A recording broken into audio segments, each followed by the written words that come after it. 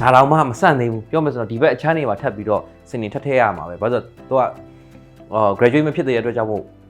စုတွေကလည်းထပ်ရအောင်ပါထပ်ရအောင်မှအတွက်ကိုအဲ့အတွက်ကိုနေရာတွေထပ်ပြီးတော့စဉ်းစားအောင်ပါဒါနောက်တော့ကိုဒါလေးကပြောချင်တာဒါလေးကအရင်ကြီးကတော့အဟောင်းမှာတော့ရှိရတယ်ဒါပေမဲ့ဖုန်လေးတက်ပြီးတော့သူကတော်ကိုကြီးရတာစိုးတာပေါ့နော်ကြီးရတာစိုးတာပြီးတော့အထဲမှာလည်းသူကတော့ရိုးမီးလုံးအသေးလေးပဲထည့်ထားဆိုတော့ရိုင်းလည်းမလင်းဘူးအဲ့တော့ဘာလုပ်လိုက်လဲဆိုတော့ဒါကိုတစားစီဖြုတ်ပြီးတော့တန်ရှင်းလုပ်လိုက်တဲ့အခါမှာဒါပြန်ပြီးတော့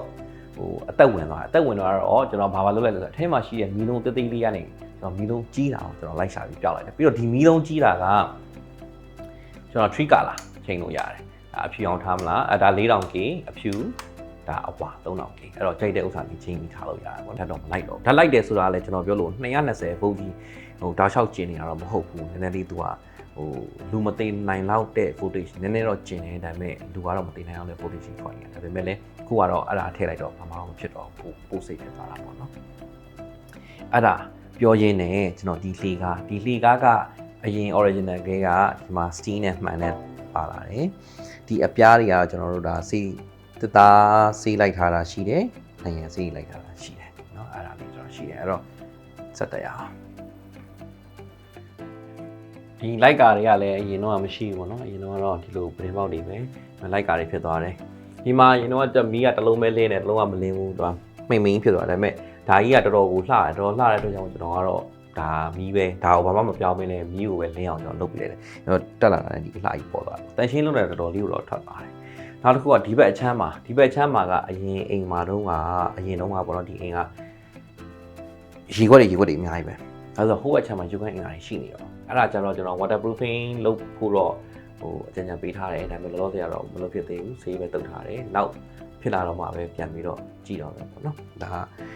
waterproofing ကတော့ကျွန်တော်တို့ကိုယ်တိုင်မလုပ်ဘူးကျွန်တော်တို့တခြား waterproofing လုပ်တဲ့ကုမ္ပဏီအဲ့ဒါထိုနည်းတူစွာပဲကျွန်တော်တို့က inverter တို့ဆိုတာလို့ဆိုတော့ကျွန်တော်ကိုယ်တိုင်တော့မလုပ်ဘူးကျွန်တော်တို့နဲ့လက်တွဲနေတဲ့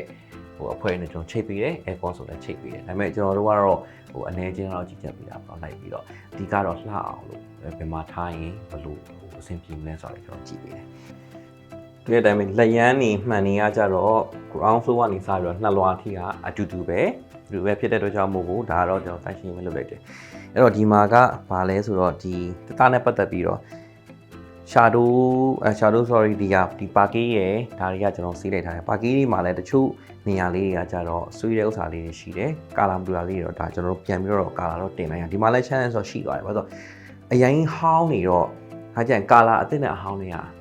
မတူတော့ဆိုတော့ကျွန်တော်ပြောချင်တာတချို့နေရာလေးကအရန်ဆွေးတဲ့နေရာမှာကျွန်တော်အစ်စ်နဲ့ချိန်ရတာအစ်စ်နဲ့ချိန်တဲ့အခါမှာကာလာတင်တဲ့ဟာနဲ့အဟောင်းကာလာတင်တဲ့ဟာမတူဘူးဖြစ်တာပေါ့နော်အဲ့လိုလေးတော့ကျွန်တော် challenge လေးရှိတယ်ရအောင်အနည်းဆက်ဆုံးတော့လုပ်ထားပြီးတယ်ဒါပေမဲ့လည်းကျွန်တော် 100% တော့မတူဘူးပေါ့နော်အဟောင်းနဲ့တင်နေတာဒါတော့ဖြစ်လေဖြစ်တာရှိပြီးသားပဲအဲ့တော့ဒီကောင်ကအပေါ်ကိုတက်တဲ့ဥစ္စာမတက်ခင်မှာကျွန်တော်ဒီဘက်ကိုကြားချင်တာကကျွန်တော်ဖုန်းလာနေတယ်ခဏလေးနော်ကျွန်တော်ပြန်ပြောမယ်နော်โอเคအဲ့ဒါဆိုရင်ဒီဘက်မှာကြတော့ဘာမှအရင်ကဘာမှမရှိဘူးဒါပေမဲ့တို့ဒီဟာလေးချလိုက်တဲ့ဟာလေးဒါဘာဖြစ်ဖြစ်ဒါ family ခဏအနားယူလို့ရတဲ့နေရာလေးလည်းဖြစ်သွားတာအဆင်ပြေတယ်ပေါ့နော်ဒီမှာထိုင်ပြီးတော့ပြောချင်တာပြောစာအုပ်လေးပဲဖတ်game လေးပဲစောဒီမှာအဆင်ပြေတာပေါ့အဲ့ဒါလေးလည်းမစိုးဘူးဒီညာလေးကလိုက်ကလေးနဲ့ဒါလေးနဲ့အကုန်လုံး grade ကလာလိုက်သွားတယ်နောက်ပြောရင်အင်ရှင်မားကြအင်ရှင်မျိုးသမီးကကြတော့သူကဒီ green thing ကိုသူကသဘောကျတယ်ဒီမှာကြတော့ကျွန်တော်ပြောလို့အထက်တိုင်းမှာ TV ရှိတယ်ဒါလေးဒါမြုပ်လိုက်ရင်တော့ပိုတစ်တယ်သွားတာပေါ့နော်ဒါပေမဲ့လည်းဒါထားလိုက်ပါတော့ထားတော့လို့ရှိပြီပါကဲဒီမှာစမယ်ဆိုတော့ဒါကတော့ master bedroom 1ကိုကျွန်တော်စပြီးရှင်းမယ်ပေါ့နော်ညီလေးလိုက်လောင်းညီလေးဒီမှာ channel တစ်ခုရှိခဲ့တယ်လို့ကြားတယ်ကိုတို့ဒီ furniture တွေဆင်ပြီးတော့မှချတွေ့တာဆိုဟုတ်တယ်အဲ့ဒါဘလို့ဖြစ်တာဘလို့လုပ်လိုက်တာအဲ့ဒါကျွန်တော်တို့တဲ့ဒီခြာစားသွားတဲ့ကလေးညိုဖယ်ပြစ်လိုက်တယ်ပေါ့ဒါကြီးပေါ့ဟုတ်ပြီးတော့ချတယ်ရောချလမ်းကြောင်းတိုင်းကိုချတက်စေထည့်ပြီးတော့မှဒီကရင်ကိုအသစ်ပြန်ပြီးတော့ထည့်ပေးလိုက်တာပေါ့ကရင်ဟောင်းတစ်ခုလုံးစားသွားဟောင်းနဲ့တစ်ခုလုံးစားသွားတာဟုတ်တယ်ပြောမယ်ဆိုတော့အဲ့ဒါကြောင့်မို့ကိုရင်တော့ပြောပါတယ်ဒီမှာရှိတဲ့ဒီပတင်းပေါက်တွေပါတွေကစီးကတော့ကောင်းကောင်းထိုးထားမှရောအိမ်ကတော့ကြာနေပြီဆိုတော့ဒါလေးတွေတော့ရှိတယ်နောက်တစ်ခါကျတော့ချတော့ကိုဒီလောက်ကတော့ဆွတ်ဆူတဲ့နေရာတွေမှာသူကလာတာများတယ်အဲ့တော့မိပြီးဒါအရင်တော့ရေစိမ့်ထားလို့လာတော့မပြောတတ်ဘူးပေါ့နော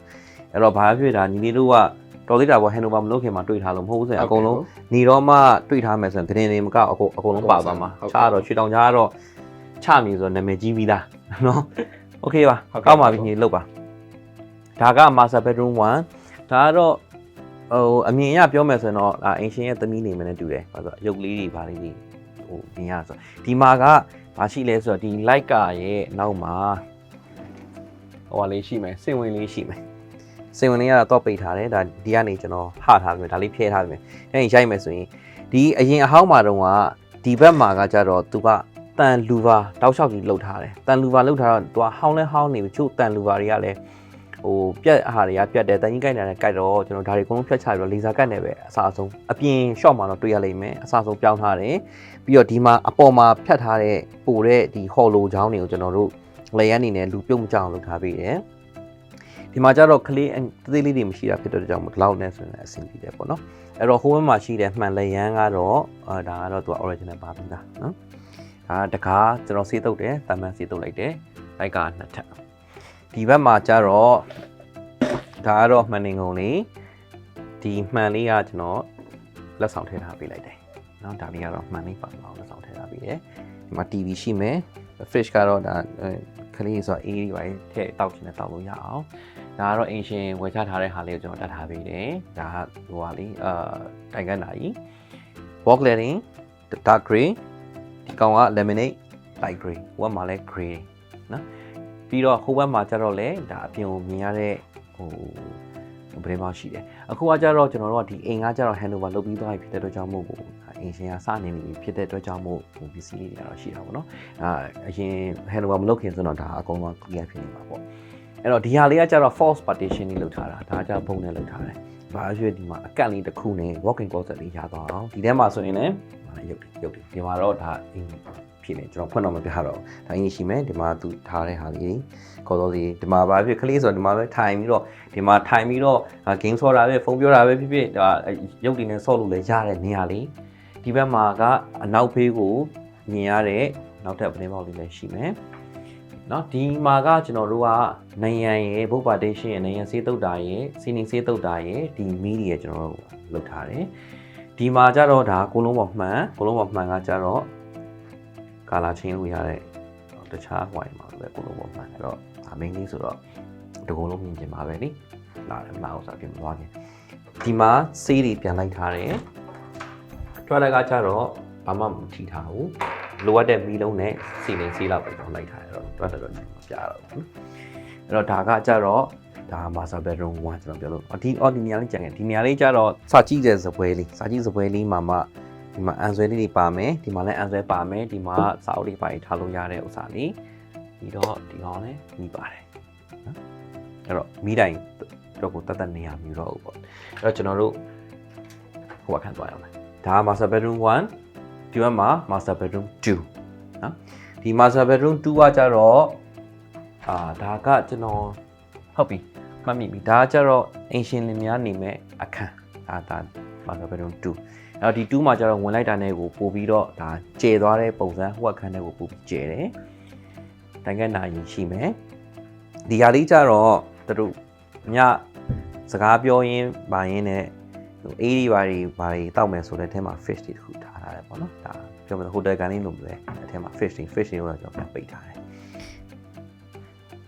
again ဒီမှာရှိတဲ့ပါကီတွေကအစားကျွန်တော်တို့အကုန်လုံးပြန်ပြီးတော့ color တွေဟိုပြန်တူအောင်လုပ်ထားတယ်မကောင်းတဲ့ဟာအကောင်းတဲ့ဟာနဲ့တင်ထားတယ်ဒါဆို TV console ဒါကကျတော့နောက်ပိုင်းမှ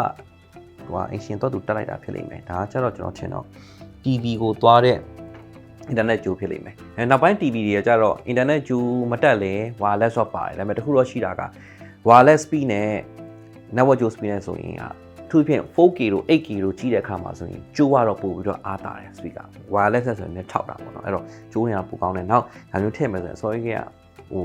plan ရှိမယ်ဆိုရင်တော့တခါတည်းဒီထဲကိုထည့်လိုက်တာတော့ပိုကောင်းတော့ပေါ့အကုန်လုံးပြောက်သွားတယ်ဒါပေမဲ့ဒါကတော့ကျွန်တော်ပြောလို့တက်နိုင်လောက်သူကဟို socket တွေကိုတော့မလဲတော့ဘူး connect မလုပ်တော့ဘူးလိုအပ်တဲ့ဥစ္စာပဲလုပ်ပါဖြစ်တဲ့အတွက်ကြောင့်မို့ကိုလိုအပ်လောက်ပဲကျွန်တော်လုပ်ထားပေးတာเนาะဒီမှာကစီနေကလည်းအရင်ဟောင်းမယ်ကျွန်တော်စီမီလုံးတွေတော့ကျွန်တော်အကုန်လုံးလိုက်ထားတယ်လိုက်ကြတယ်ရှိမယ်ဒီကတင်တွေကကျွန်တော်ဒါ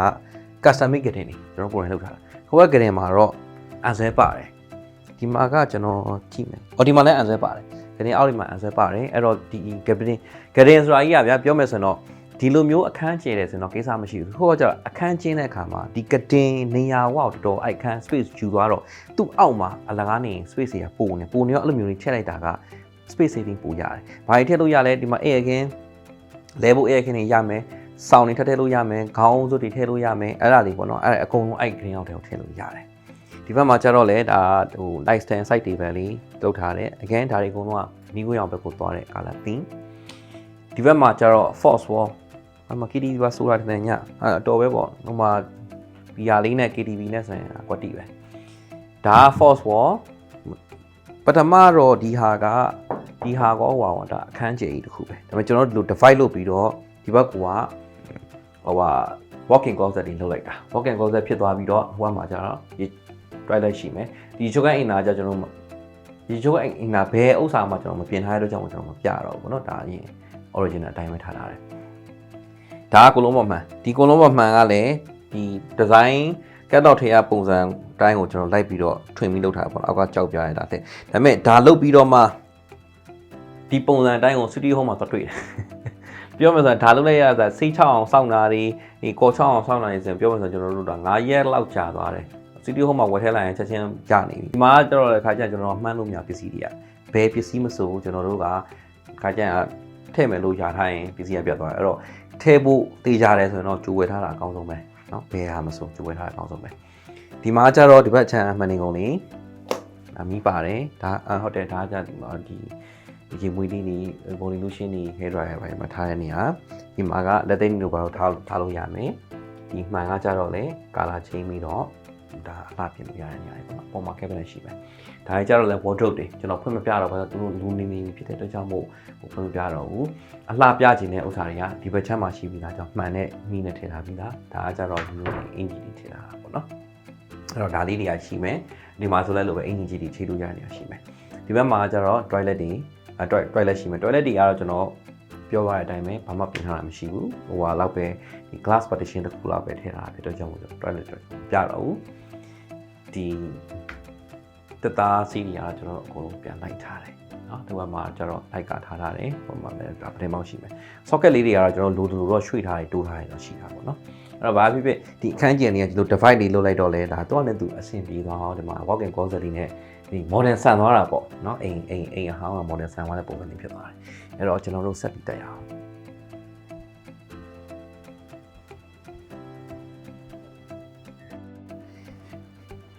ကဲဒါက second floor မှာလည်းဒီ landing နေအကုန်လုံးကတော့ချုပ် GT ပြီးတော့ဟိုပျက်စီးတဲ့ဥစ္စာတွေတော့ခုနပြောလို့ပဲပေါ့နော်ဟောင်းတယ်လဲစေးပြန်လောက်ထားတယ်ဒါကျန်တဲ့ဟာတွေကတော့ဒါတန်ရှင်းလောက်ပဲလှုပ်ထားတာပေါ့နော်အပေါ်မှာဒီ ceiling မှာကျတော့ဒါလေးကကျတော့အရင်တော့ဒါ plain ပဲဘာမှမပါဘူးဒါပေမဲ့ကျွန်တော်အနေနဲ့ဒီမှာ design လေးတစ်ခုချရင်လှမယ်ထင်တဲ့အတွက်ကြောင့်ကျွန်တော်လက်ဆောင်ထည့်ထားပြီးတယ်ဒါ color 3ခုချိန်လို့ရတယ်နော် color 3ခုချိန်လို့ရတယ်ဒါကတော့ဖြူအဝါလေးတော့ maybe မှုပေါ်မူတည်ပြီးတော့ကြိုက်တဲ့ color လေးသုံးပေါ့နော်ဒီနေရာကရင်တော့ဒီမှာလေကားမရှိဘူးဒါအကုန်လုံး slab ပြည့်ပဲအပေါ်က slab ကိုဒီခန်းထဲကကျွန်တော်ခဏပြပြဒီခန်းထဲကနေမှတက်ရတာအဲ့တော့ဘာဖြစ်သွားလဲဆိုတော့ကျွန်တော်ကကျတော့အပြင်ကနေတက်တဲ့လေကားကြီးကရိုးရိုးဒီထောင်ပြီးတက်တဲ့လေကားလိုမျိုးဖြစ်နေတော့ဒါအသုံးပြုလို့မရဘူးအပေါ်မှာကကျတော့ယူကနေပါထားချင်တာဖြစ်တဲ့အတွက်ကြောင့်မို့ကိုဒါကအဆင်မပြေတဲ့အတွက်ကြောင့်မို့ဒါကကျွန်တော်အကြံပေးတဲ့ဒီ slab ကြီးကိုဖောက်ပြီးတော့